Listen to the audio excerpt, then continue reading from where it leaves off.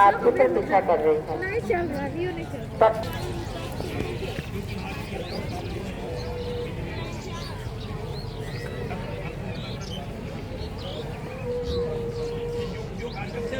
करिए वहाँ की व्यवस्था होगी, आपको पैसा दे दिए होंगे तो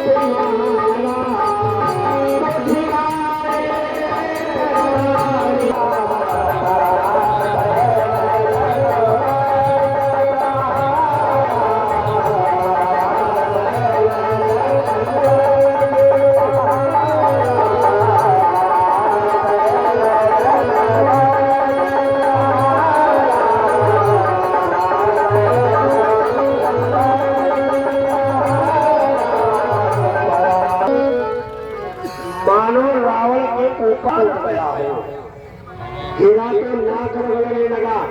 अंगद ने कहा भैया एक और लगा देते। हनुमान जी ने कहा सोचा तो यही था।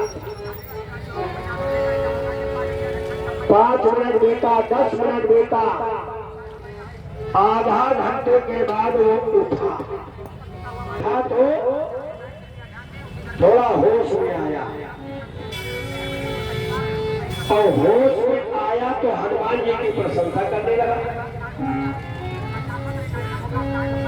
उस धरती को धन्यवाद है, उस माँ को धन्यवाद है जो तुम्हारे जैसे वीर को जन्म देती है। हनुमान जी ने कहा तू अभी मेरी प्रशंसा करने के लिए जिंदा है। गोस्वामी जी कहते हैं जा करके ये संदेशा हनुमंतलाल जी ने राम जी को बताया। राम जी ने कहा कि हनुमान तो आ गए हैं, लेकिन अब जरा परीक्षा भी लेने जो इसका भाई विभीषण हमारे साथ है, वो चाहता है कि नहीं कि रावण मरे। तुरंत राम जी ने बुलाया विभीषण को। विभीषण आज ये बताओ ये रावण कैसे मरेगा, इसके मरने का उपाय क्या है। गोस्वामी बाबा से लोगों ने पूछा कि जिस परमात्मा की दृष्टि से ही हो जाए तो विश्व का न पता चले, वो रावण के मरने का उपाय विभीषण कहा विभीषण को बुला करके भगवान ने कहा, विभीषण ये बताओ ये रावण कैसे बनेगा? मरे नरे कुसुम भयो विशेषा राम विभीषण तन तब देखा। महाकाल मर जाकी इच्छा लेकिन सो प्रभु जन कर प्रीति परीक्षा।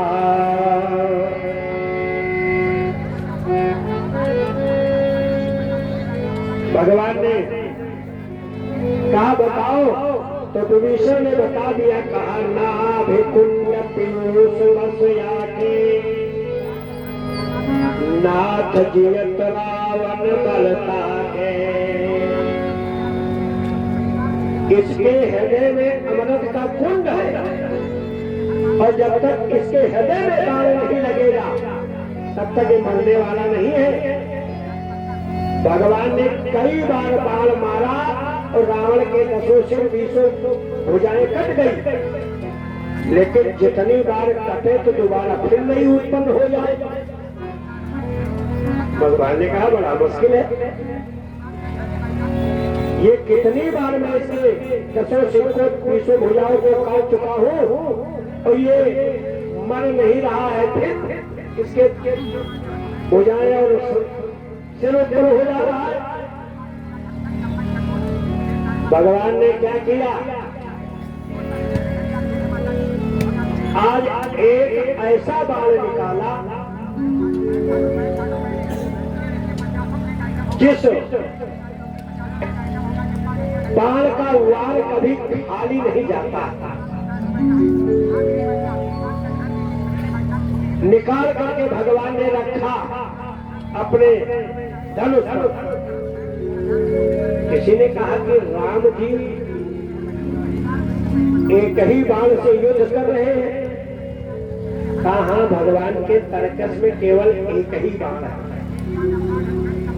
तूने नहीं कसरहा, लेकिन उस बाण की विशेषता क्या है?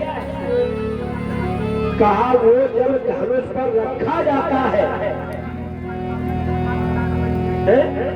तो रखते ही 10 हो जाते हैं और जब खींचा जाता है तो संधान काले सता,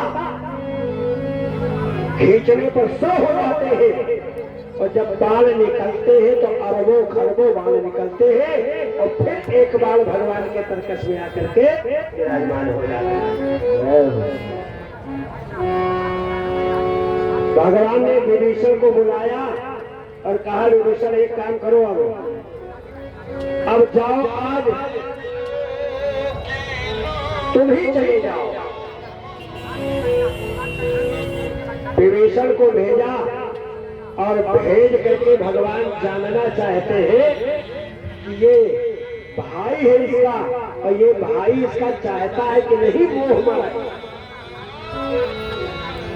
हम आप हो मुंह से कहे कि हम भाई अब संसार में नहीं रहेंगे, हमको घर नहीं अच्छा लगता है और रहे घर में तो भगवान ने भी सोचा कि देखें ये विभीषण चाहता है नहीं। भगवान ने आज विभीषण को भेजा और रावण ने देखा तो आग बबूला। रावण ने कहा अच्छा चले आओ, अब राम जी को बाद में देखेंगे, पहले तुम ही निपट लेते हैं। रावण ने बाण निकाल करके जैसे रखा धनुष पर रख करके खींचा तो सारे बंदर भालू घबराने लगे। रे ये रावण इतना तेज प्रहार करने जा रहा, क्या होगा? लेकिन भगवान तेज करके अनदेखा कर दिए। लोगों ने सोचा अब क्या होगा, लेकिन जैसे बाण खींचा तो भगवान ने क्या किया? तुरंत विभीषण को पकड़ा और पकड़ करके कहा, तुरंत विभीषण पाछे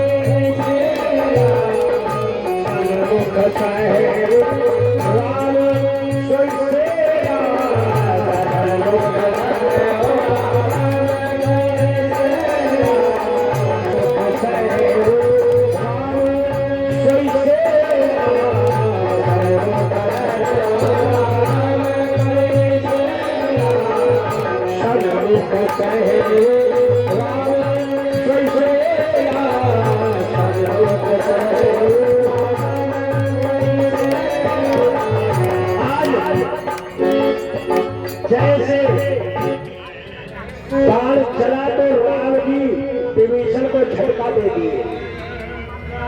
विभीषण चले गए पीछे, बाण अपने सीने में ले लिया।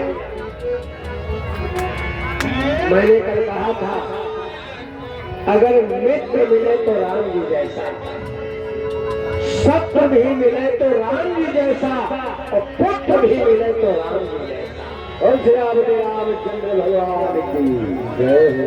विभीषण को चोट लगी होगी उस समय, लेकिन जिस समय उठ करके देखा तो प्रभु ने मेरे लिए अपने प्राण निछावर करने के लिए तैयार। ये प्रसंग भगवान शंकर भवानी पार्वती को सुना है। भवानी को अपने कान पर विश्वास नहीं हुआ। भवानी ने कहा बाबा लगता है आज कुछ बूटी वूटी ज्यादा छान नहीं है। विभीषण को भगवान ने झटका दिया, और झटका देने पर विभीषण खड़ा हुआ तो गदा लेकर के दौड़ा। भोलेनाथ ने कहा हाँ, दौड़ा तो ऐसे नहीं दौड़ा, फिर कैसे दौड़ा?